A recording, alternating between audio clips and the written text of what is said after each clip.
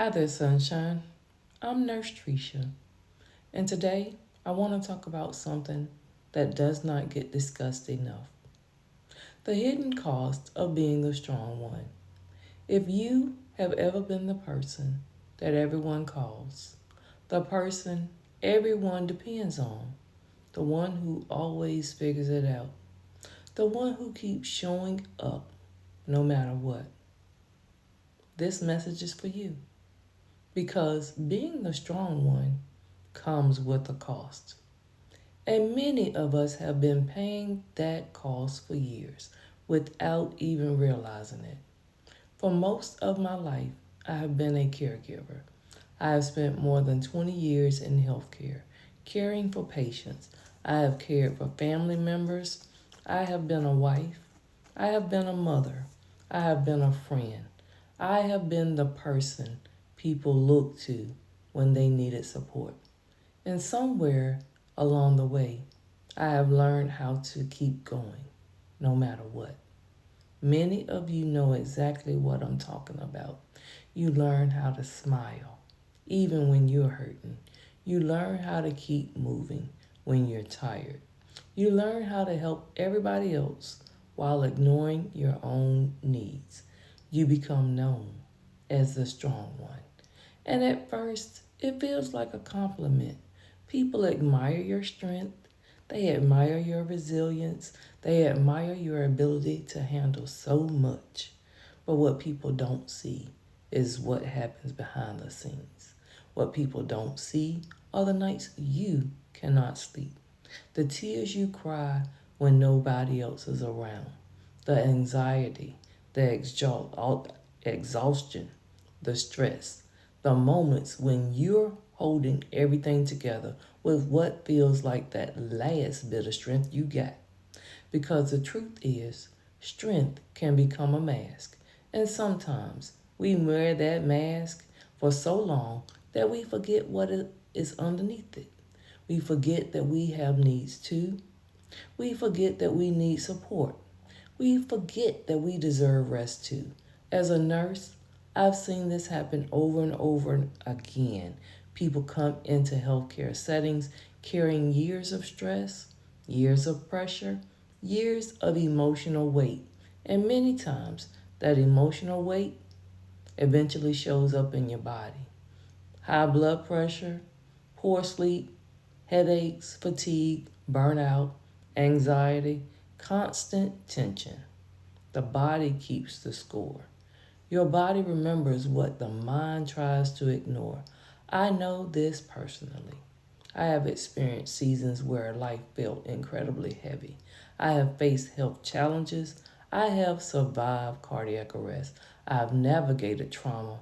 I've experienced moments where I wasn't sure what was coming next.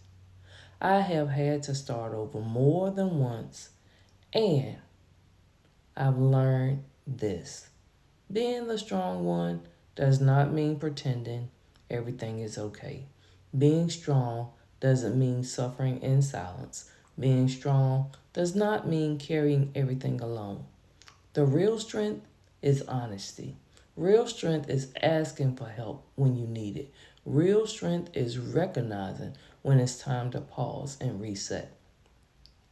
One of the biggest lessons I've learned is this: you cannot continuously pour out without pouring back in. Eventually, the tank runs empty.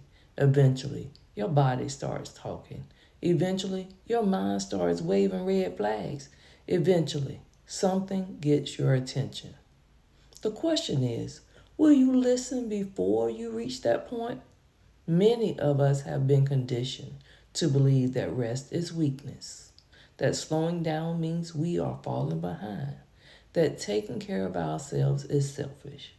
But that is simply not true.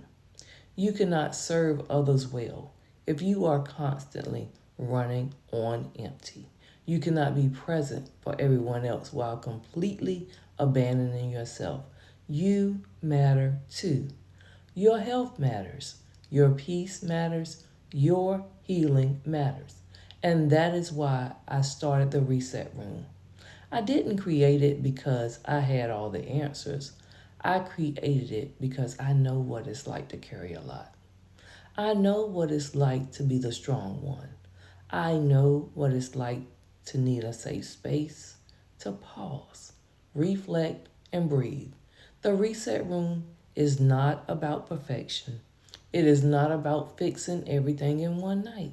It's about creating space, space to think, space to reflect, space to learn, space to be honest with yourself, and most importantly, space to take off your mask.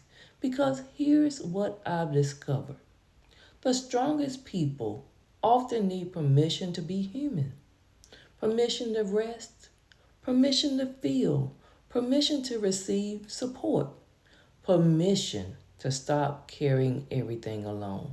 And if nobody has told you lately, let me be the one to tell you. You do not have to do it all. You do not have to have it all figured out. You do not have to carry everything by yourself. Imagine what could change if you gave yourself permission to pause. Imagine what could change if you stopped surviving and started healing. Imagine what could change if you invested that same energy into yourself that you have spent investing into everyone else. That is where transformation begins.